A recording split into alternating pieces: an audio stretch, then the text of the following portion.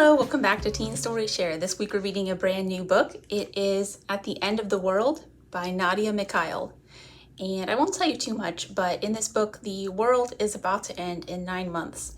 And the main character is trying to reunite with her sister, who she hasn't seen in about 3 years. And these are short chapters, so we're going to be reading 3 chapters. The Cat, Part 1, The Present. The cat that followed them home had a bald patch on its left hind leg and one ear missing. It was orange, a distasteful, dirty shade of it, one that reminded Aisha of fish curry gone bad. "Shoo," Aisha told it. The cat ignored her. "Don't be mean," Walter said. He leaned down and flashed his crooked canines at it, bent his dark head to look properly. "Kitty, are you lost?" "Meow," said the cat impatiently, which to Aisha sounded like it meant, "Obviously not. I'm following you to my new home." When Walter got up and they rounded the corner to Aisha's street, the cat followed steadily, like it was inherently familiar with the place. "Oh, it probably has fleas," she protested, making a more vigorous shooing motion. "I don't think it matters," said Walter in a reckless sort of way that was charming and galling at once. He meant, since we're all going to die anyway. "I don't want it to be alone when. Still, Aisha would rather die with her scalp not itching, thank you very much. She opened their lime green front door and said, "Hi, Mak." "Hi, Sayang," said her mother, looking up from the lined exercise book she used for recipes. The sun struggled through the grimy window pane on its last legs. Everything was on its last legs these days, it seemed. "Hi, Walter. Hi, stray cat I don't want in my kitchen." Aisha looked at Walter and shrugged, not very regretfully. "You heard her. Her kitchen, her rules." But Walter looked at her mother, and Aisha knew it was a lost cause already. They exchanged a glance in which Walter communicated to Essa plaintive sentences about not wanting the cat to be alone at the end. His gaze beseeching, and Aisha could see the moment when her mother's eyes softened. A beat later, Essa asked, "So, what's his name?" "It's a he?" Essa gestured toward where the cat was sitting on the doormat, licking clear evidence of he-dom. Said Walter. "What's his name, Shah?" "Fleabag," said Aisha. Walter flicked her earlobe gently, thumb and index finger. Something in Aisha thrilled to the light, brief contact, even as she felt exasperated at the situation. "Don't be so mean." "You know, I think it'll stick," Aisha's mother said. She smiled absently in the direction of Fleabag, who made a huge show of a ragged lick to his nether regions, as if to illustrate the point. "Fleabag," Walter said, crouching over him and scritching at his chin. "Don't worry about her. Think of it as a fond nickname." Aisha was watching her mother, who was still looking vaguely at the cat. She wondered what Essa was thinking about. June had told her once that strays used to follow her father home as well, close at his heels, rubbing their heads against his ankles. Perhaps Essa was remembering them in Fleabag's furry face. The Cat, Part 2, The Present. Perhaps the problem was that they might have gotten married if the world wasn't ending. Aisha could see it sometimes, arrayed in front of her, the progression of their decades, the engagement, the house, the dog, the first kid's wide grin, the second's chubby fists. Lazy mornings, a good bowl of laksa brought to her in bed, packing their lunches for work, Sunday evenings at the neighborhood park. She would have been happy, too.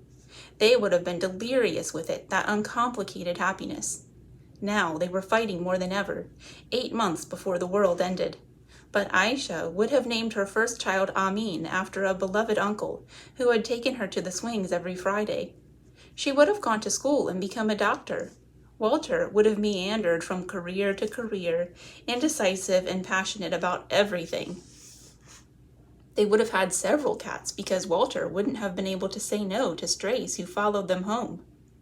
Walter cooed silly things at Fleabag, now sitting at her mother's kitchen table, and Aisha loved him desperately, loved him more than anything. She touched her earlobe. You know, Essa said, her low voice cutting smoothly into Aisha's thoughts. I've been thinking about June. She said it very carefully, trying to make it seem like it was just another thing on the grocery list she wanted Aisha to get. Both Aisha's and Walter's heads snapped up. Fleabag, who clearly couldn't stand the attention not being on him for a second, jumped gracefully onto the floor and padded away. Like it was his own house. Aisha supposed abstractly that it was now. Oh? Aisha said, just as careful. She felt rooted to the spot, felt something clawing at her throat, wasn't sure if it was panic. Everything okay? Did you hear some news? No, I didn't hear anything. Essa put her blue mixing bowl in the sink and ran the tap. She wasn't looking at it. The bowl still contained all the batter she needed for the cake. I was just thinking that I want to make things right, she said. What with, everything. Everything, Aisha repeated uselessly. So, you want to go to her? Walter's head turned back and forth, as if he were watching a tennis match.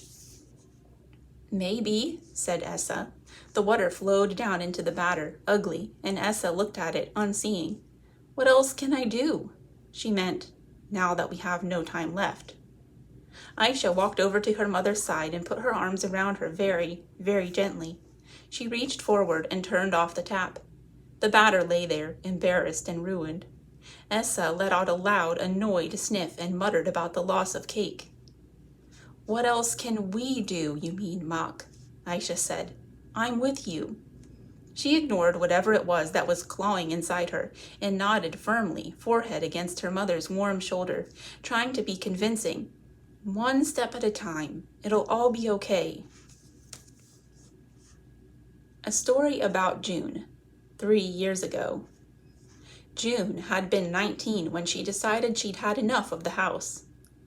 What do you mean you've had enough of the house? Aisha had demanded, following her around the room as June picked up things, considered them carefully, and either threw them back down or into her suitcase. Her suitcase was fading and huge and still shockingly pink. June had pleaded for it when she was 16, for her trip to Europe. Their mother had given in to the trip after a month of June alternating between furiously sulking and sweetly doing every chore in the house. She had made June install a tracking app on her phone so she could check that she was exactly at the places she said she'd be, at exactly the times she said she'd be at them. June considered her sister, her suitcase, her stuffed dinosaur, Lala. It's not the house. The house is a metaphor. We're not in English class, June. She watched as June picked up a pair of socks and discarded them firmly into the depths of her wardrobe. What does that mean? A metaphor for what? June stopped short and stared at her as if it was obvious. For how if I don't leave now, I'll stay my whole life, she said. You won't. You're supposed to go to university. University schmooniversity, June declared succinctly. She'd finished her last A-level that day. As Aisha recalled, it had been literature, hence the metaphor talk.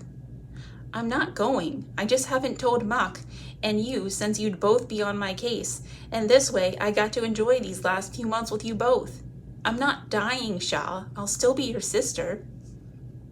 At this, she sat down on her faded pink bed and held onto Aisha's shoulders firmly, like she would never let go. She had.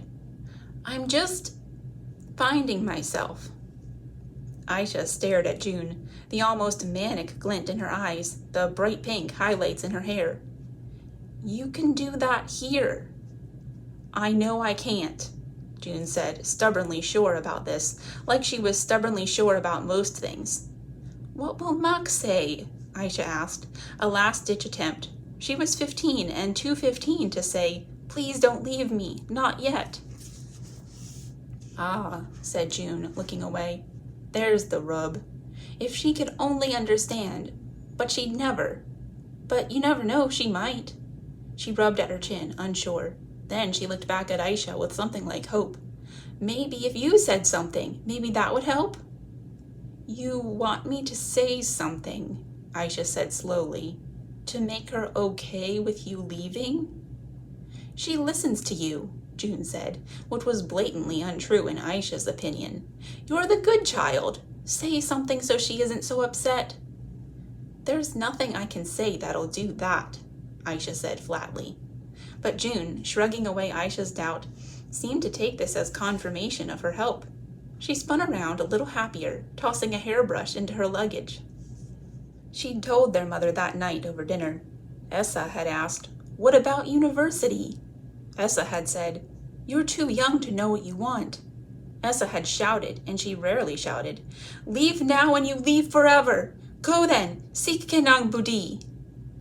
A silence had fallen that was somehow worse than the many prolonged silences they'd had in that little house. June said nothing. Aisha felt her eyes on her, her stare burning a hole through her head. The gaze had felt like something pleading, something hot and pained. Aisha stared at the fried fish and willed herself far away from here. She willed it so hard she imagined she couldn't feel the stare anymore. They sat silently at the table until the plates were empty. Then June washed the dishes and went upstairs. An hour later, they watched the shockingly pink suitcase trundle down their footpath, June's bright pink highlighted head bent low but steady, leading it away. There was a wound in Aisha that opened up steadily with every visible step her sister took away from her. She had lost people, but those people hadn't wanted to go. June had chosen to leave. She had chosen to disappear from their lives without a trace, and she had chosen not to come back. Okay, I hope you're intrigued by the story so far. Next time we'll read 3 more chapters. Have a great weekend. See you again next time. Bye.